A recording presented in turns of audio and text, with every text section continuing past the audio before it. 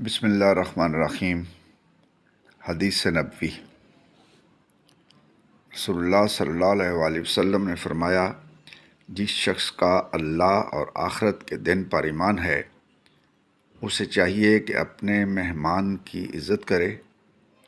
خوب خدمت اور مدارات ایک دن رات ہے، مہمانی 3 دن ہوتی ہے، اس کے بعد صدقہ ہے۔ مہمان کے لیے حلال نہیں کہ اپنے میزبان کے پاس ڈیرا ڈال لے کہ اس کے لیے مشقت اور بوجھ بن جائے، یعنی ایک دن رات اس کی خوب عزت افزائی کرے، اسے تحفہ دے اور اس کا خوب خیال کرے، اور 3 دن تک مہمانی ہے۔ سنن ابو داؤد، حدیث نمبر 3748۔